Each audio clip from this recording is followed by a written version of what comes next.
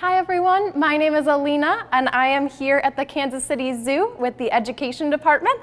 So today I wanted to introduce a few animals that I think are super cool, but they kind of get a bad rap. So today we're going to talk about our not so creepy crawlies that we have as animal ambassadors here at the Kansas City Zoo.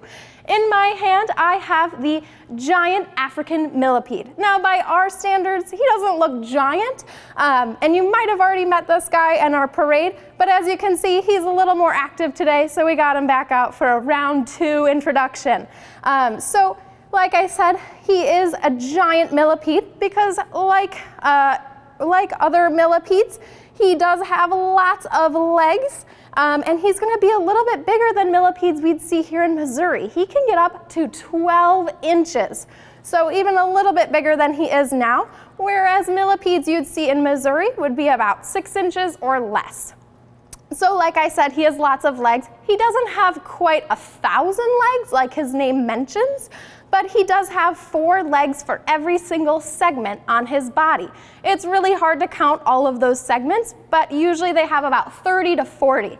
So they do have a lot of legs, and as you can see, as he's moving around, he is using his antenna to feel and to smell. They have really simple eyes, so their eyesight isn't great, but that's okay because they're really active at night. So they don't really need the best eyesight, but they will use those antennae and their feet to feel around.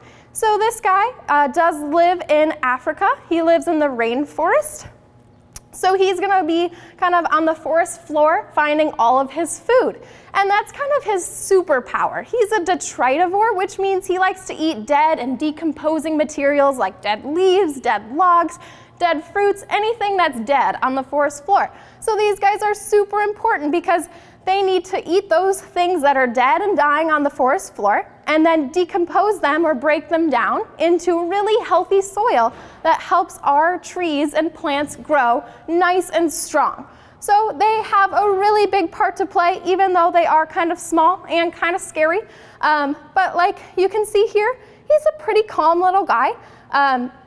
Millipedes are non-venomous, so centipedes are actually the guys that will have fangs and they actually have venom to catch their prey, whereas millipedes, like I said, they only eat those plant matter things or the dead and dying plants, so they don't need that venom, and their mouths are really simple, so they don't bite.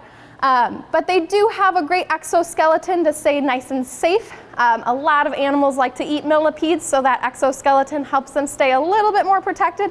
And they also can secrete a small toxin from their legs that helps them kind of taste icky to animals, but it wouldn't really bother me as I'm holding him.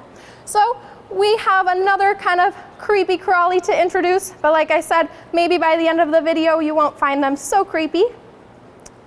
Let's get him back to his leaves. Their feet actually kind of feel like Velcro, which helps them move around on the forest floor. So that's why I couldn't quite get him off my hand there. So my second crawly insect here is the Madagascar hissing cockroach. Now, we can kind of break down their name and learn a lot about them. So they are from Madagascar. They're another animal that's super important for breaking down those forest floor dead items like leaves and logs. So they have these really cool like hooks on their feet to help them climb. As you can see, there are several cockroaches on this piece of wood and they are sticking right to it. So that helps them really move around and find their food.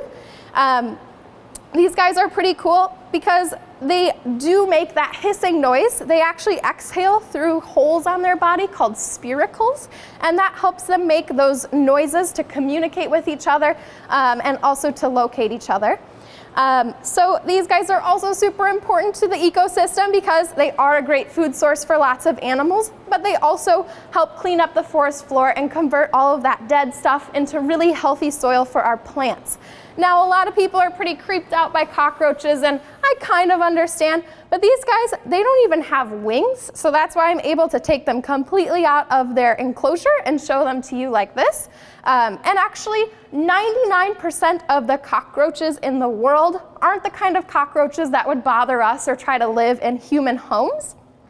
So they're pretty harmless little guys, and in general, they are really safe to be around. So like I said, they're a really important part of our ecosystem, and we can help them by making sure that if we're harvesting wood, we're harvesting sustainable wood, so we're not taking down forests where they live and where they support their ecosystems. So thanks for joining me today, meeting our not so creepy crawlies here at the Kansas City Zoo. We are closed but still caring for all of our animals.